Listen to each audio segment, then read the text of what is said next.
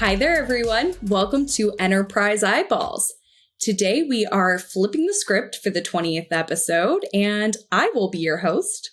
My name is Michaela, and I am the head of customer success for IncentivePilot. My guest, you know him well, Andrew Phelps, creator of Enterprise Eyeballs and CEO of IncentivePilot. How are you doing, Andrew? I'm great. Thank you for taking over the hosting today.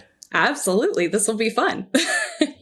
So today, as you can see by the incredible hat on Andrew's head, we are discussing gamification. It's our gamification special.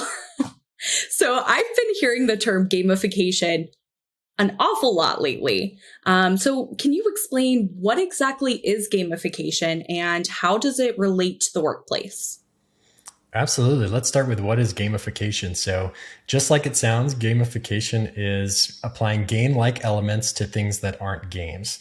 And depending on who you ask, you'll get different definitions about, different ways to do it.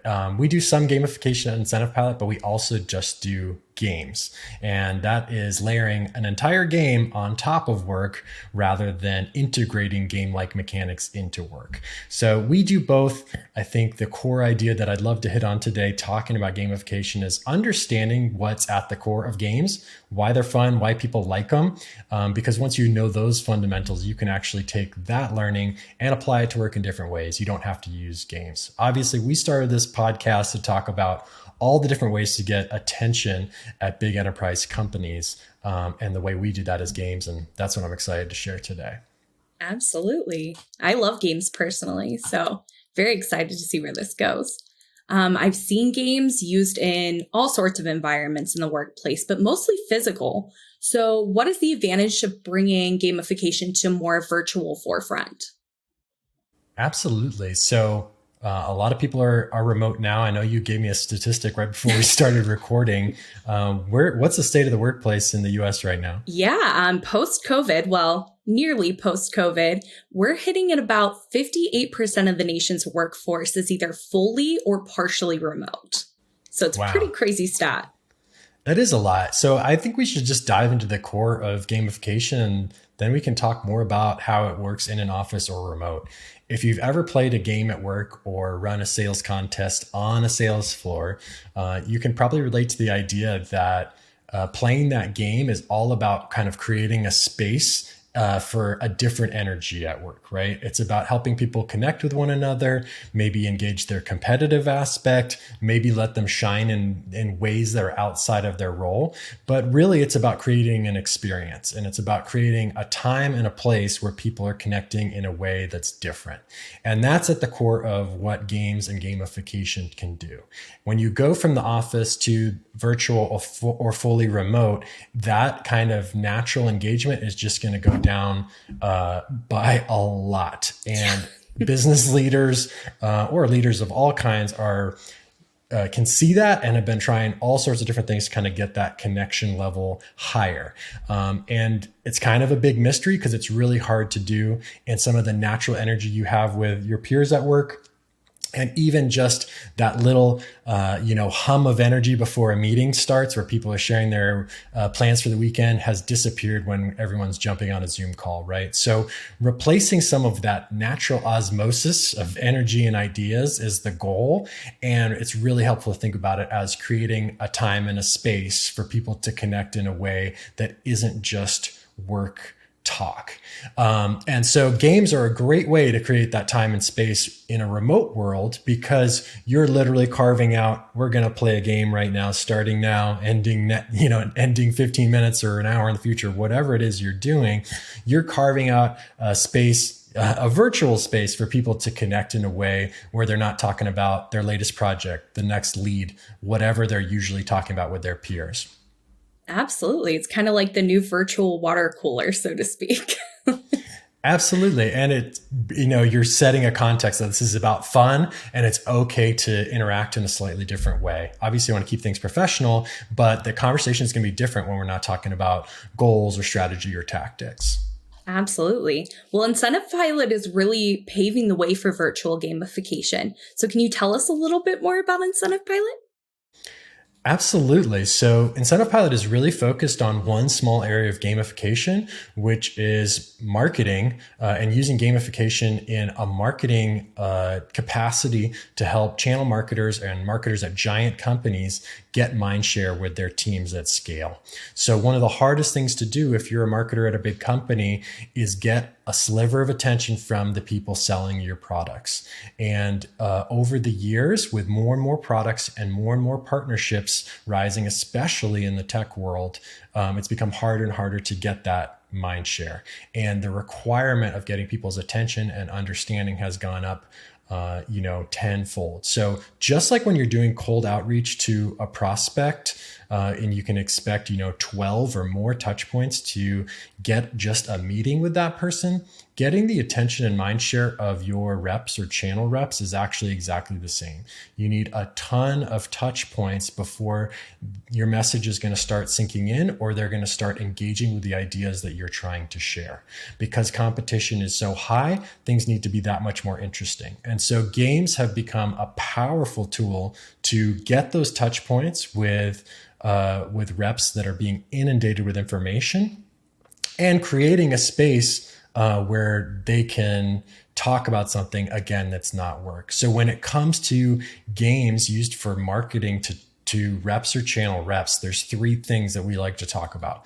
The first is context. Your average rep is getting over 100 emails a day. So to stand out in their inbox, you have to have something that's really interesting and really fun. Now that could be anything. It could be great content, but in our context, it's games. And it makes it so easy because if I'm going through 100 emails and one of them is to play a fun game or check on my poker hand, I'm much more likely to click through and engage with that than just another marketing email from one of the many brands I sell. A lot of reps are selling over 1,000 different SKUs from different partners. And so you really have to stand out. And that context of understanding that everybody else is sending them boring work emails and you're sending them a game is incredibly powerful. So the context of understanding where your message is reaching these people, it's in their work email. And so a game is a powerful way to stand out in that context. The second is the one we already talked about. It's touch points. So when we look at programs that underperform or we're talking to people thinking about using IncentivePilot, we say, well, look, walk me through your last program. Show me the emails you sent out. How did you announce it? How many reps are involved? What kind of attention you get? We look at all the different factors of what happened with their program. Almost always, they had fewer than those 12 touch points you need. And it's not just a couple fewer, it's a lot fewer. They might have an email that goes out at the beginning of a contest. They might have one reminder and then it's over. Something like that. The other problem is a lack of focus. These contests or programs can be announced as like bullet number 13 in a list of 35 things. And you don't have to be an empathetic person to think about if you were in their shoes, would you really be paying attention and participating in the program? So the games have a powerful way to get touch points where if you're a game you're playing every day, or if you're awarded something along the way, you have another touch point with your marketing message and you're getting further into this engagement with your channel reps. The third thing to think about is the first idea we talked about, which is connection. You're creating a space for people to connect about something that's not your channel program. So Michaela, if you and I were reps and we're both partners of a technology company, it's very rare we're going to talk about their channel program or the latest training we got from their channel marketing team. But if we're both playing their poker game, both playing their tap to flap game, both playing their space invasion game, we have a lot more to talk about in terms of who's where on the leaderboard. Hey, did you see that email? Oh my gosh, I can't believe it. Steph has climbed to the top. Those are the things that we're talking about and we're connecting on. And all of a sudden your marketing message or your brand is at the center of conversations that simply weren't happening before. Absolutely. And that's a great way to put it. I think paying attention is hard to do when you're overwhelmed with all of these emails flowing in. And nowadays, it's actually more than ever. I feel like everybody that I talk to is doing this crazy amount of heavy lifting. They're wearing all of these hats. How can this platform help to alleviate some of that crazy amount of work for your users? Absolutely. So one of the things that uh, gave us the inspiration to start looking at a platform like IncentivePilot was that we got a peek behind the curtain of how these programs are run. And in some of the early apps we built years ago when we were working with our UX studio user 10, was we learned how bad some of the prize fulfillment and prize vendors were. People would win a prize and then they wouldn't get it for like 3 or 6 months. And it really took away from the program experience because maybe you engaged, maybe you did really well and you won a prize, but then you're emailing back and forth with your manager, with the prize vendor. Maybe they don't have the thing they thought they did. And so they're correcting stuff. It kind of deflates the entire experience. And understanding that the entire experience needs to be seamless, engaging, and fun and easy. You want to make it easy for people to sell your products and engage with your brand. We just identified a ton of the issues. So when you're talking about how does it make it easier, it's, the last thing you want to do is make someone's experience harder. And so we sent out to, we really set out to make the experience easier for the rep participating in the program. So they were likely to come back and engage in the next one, but also the marketers and program managers that are running these programs. If you're running something for about 50 people, that's seems to be the limit where you can do things effectively on a manual basis. Above that, you really just get way too many questions, way too much back and forth, especially if you're using multiple vendors for the marketing materials, the prizes for the program. There's just so much overhead to running a program that it's not fun. And these programs are designed to be fun and engaging. But if the person running them isn't having fun and being engaging, the program's going to fall flat. How can you expect anyone to be interested in what you're doing if you're not interested in what you're doing?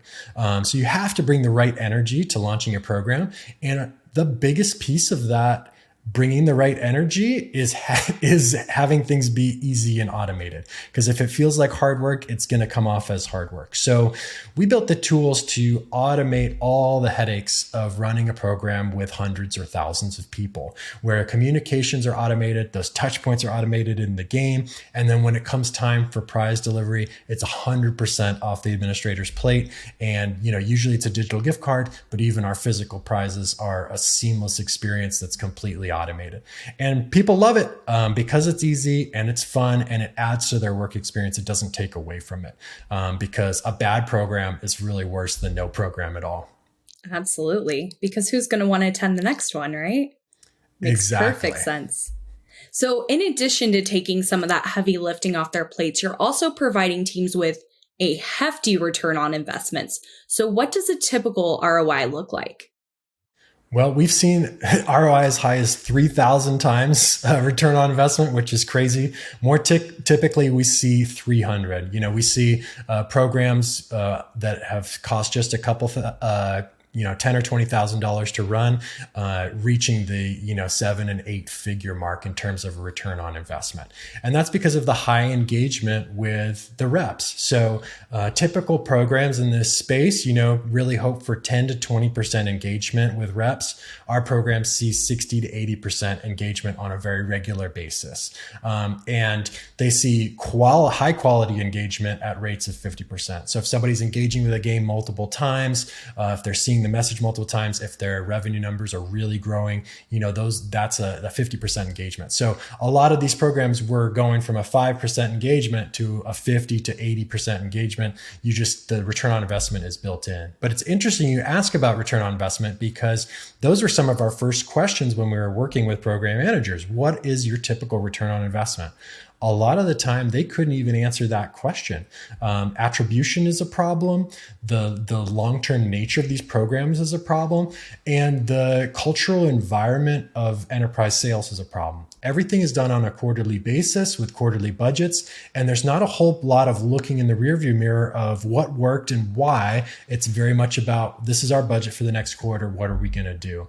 And so changing some of those things, taking a step back, saying, hey, we really need to hit these goals for return on investment. This is how we're going to track success. And these are the reasonable timelines we're going to give to see how our training incentive at the beginning of the year resulted in revenue by the end of the year, right? Because a lot of times you run this program where you're trying to do a new product launch and you're incentivizing training with reps and they learn all about it. And the next time they have an opportunity to really push that product is 2 months later. So you need to be in front of them, stay top of mind. Our games and programs help you do that. But then you have to wait 6 months, 9 months to look back and say, was that training program effective? Was our product launch effective? Because if you look too early, you might get a false negative that, hey, those trainings didn't work. We haven't seen the revenue. Well, if the sales cycle is 6 weeks or 12 weeks and they didn't get the opportunity for 12 weeks, well, then, you're months into a program before you're going to see revenue that you can actually attribute to what you did. So being aware that attribution is important, a proper time frame, and just kind of setting those things up from the beginning, starting to measure things so you can make a meaningful difference when you look back at the effectiveness of a program. But we attribute the really high effectiveness of our program almost entirely to the fact that it's a lot is automated, so we can build in touch points very naturally. With all those touch points, you're going to see results if anybody is paying attention. Yeah, I just honestly, Andrew, I can't get over the 3,000 times ROI. That's insanity. That's pretty impressive. So what kind of program factors can contribute to that level of success? Absolutely. So I think just like we're looking at gamification and the goal of gamification being to set aside a time and space for engagement, because engagement is going to shift the tone and create an environment that is productive for different things. When you think about program effectiveness and engagement, it's the same thing. What are you trying to do? Not getting caught up in the details, but you're trying to get attention, and you're trying to get that attention multiple times so you can stay top of mind and really gain mind share with who you're targeting with your campaign. So when you think about it that way, you need to catch attention first. And that's something eye-catching, something that breaks the pattern of what they're used to. In our case, it's games. It's very easy to break their pattern because no one else is playing games with their programs, or they're playing a very watered down, crappy version of gamification where you're just doing something, earning points, and there's not a lot of energy around it. So getting that attention. The second is the touch points we talked about. So you don't need to catch their attention once. You need to catch it 12 times or more, or you at least need to catch it a couple times and then be passively absorbed the other times. So our games are designed to have those touch points multiple times. If you're not using games, the reality is you're going to need those 12 touch points. So how does your campaign plan for 12 touch points with reps so you have enough time with your message in front of them for it to sink in? When we're talking about getting attention or having touch points, things worth talking about, a lot of people are thinking about prizes and the prize budgets that go with these programs. So some companies like to assign a prize for every activity that's done. You take this training, you get a $25 gift card. You do this call, you get a $25 gift card. And then you have the other end of the spectrum where people really don't incentivize at all with prizes or compensation and expect reps to do it all. And the reality is that the most effective programs fall somewhere in the middle.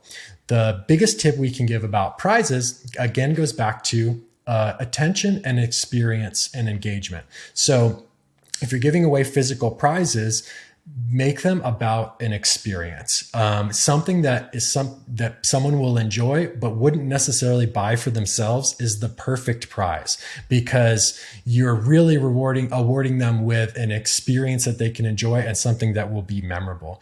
If you're giving away monetary prizes or money-like prizes like gift cards, it's very important to understand the context of the amount you're giving away. Many times the number will look too small to a rep who's getting a ton of commission. They're not going to care at all about a $25 gift card because that's the context that they're operating in. On the flip side, you don't have to give away $1,000 gift cards to everyone. That becomes untenable. If you think about your prizes from an attention-getting capacity, then a large dollar amount is effective in getting attention, but people also have to believe that they're eligible to get it. If you say, hey, this is going out to 10,000 reps and there's one $1,000 prize, nobody feels like they can win. So you might get that attention initially with 1,000, but you're not going to sustain it because no one thinks they can win. But you also don't have to give away a $1,000 gift card to everybody that does it. Your budget would be out of control. And the reality is it doesn't matter. You just have to meet a threshold where people believe it's possible for them to win. It seems to be 25% or more. People are willing to roll the dice and play the game. We've actually seen effective programs with much lower than that. But if the amounts are high enough, you can kind of balance it out. But you can take a program where everybody wins a $100 gift card and it's sent to 1,000 people. That program would probably have the same or better results with a fraction of that budget, because you could say we're giving away a $500 gift card to the top 25 people or something like that, where I don't know if that math works out, but in real life, the math does work out. You can whittle down your prize budget by 50%, 75%, get the same or better results just by understanding those two things. Are you meeting the threshold that it's possible for you to win? And are you meeting the threshold that the amount is interesting to the people you're engaging with? That's extremely fascinating. So, and if somebody's not sure where that sweet spot is, you guys at IncentivePilot have people that they can reach out to and discuss these types of conversations with.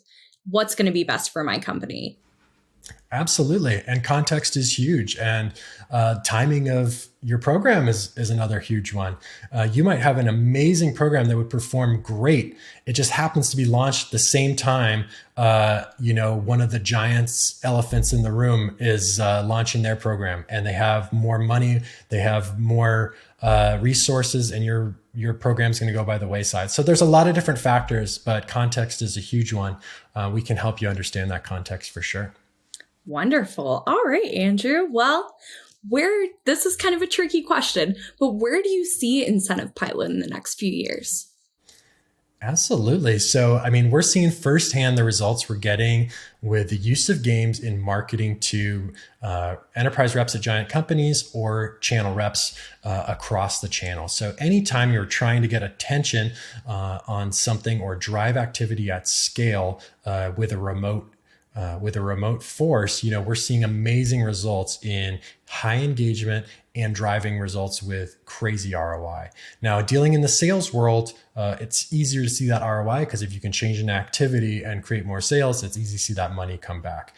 Our goal with an IncentivePilot is to learn all the ins and outs of the things I've begun to share today, so we can apply the things we learn across every kind of business and organization to drive different activities at scale. Because I think if we can start to understand what really is at the core of this engagement, how it could be applied, across different business units for different purposes, and, across the wider world to possibly do some good. Absolutely. That's wonderful. So I think I've asked you a lot of questions here. So everybody's probably curious to see how the creator of IncentivePilot stacks up at Tap to Flap. So are you ready for that? I'm ready. We'll see how I stack up today. All right, it really let's varies see. with how nervous I am. And today, I'm pretty nervous. All right, we've got it. You're going to do great. All right, Michaela, will you set a 1-minute timer for me? I sure will. Tell me when you're ready. I am good to go. Go All for right, it. we're going to start in 3, 2, 1. And we'll see how I do here live on the show. I've practiced this a lot because I've demoed it a lot. So I have a big leg up on all of our guests who have been such amazing sports in playing the game. So that's 12. I don't think that takes me to the top of the leaderboard, but it gets me close. But I'm going to beat it here. I think that's higher than I could have gotten, so. Long before the minute is over, we're going to beat that. But my nerves are building up here. You've got it. I don't know what our No company high score is, but it's well over 100. I think our CTO, Josh, has it. Oh, geez. Now, you can only get to about 60 on the show because each pipe is about a second. But if you keep going after the minute's over, oh, there we go. So okay. I blew it. 41, how much time is left? Let's see. Oh, it's a great question. I do not know.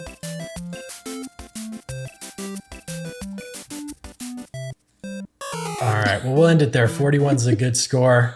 I think it's great. Well, thank you so much, Andrew. I know this is kind of a weird flip of perspectives here, but I really appreciate you answering all my questions. Yeah, absolutely. Thanks for having me. It was fun to sit on the other side of the table, and I hope we can do it again soon.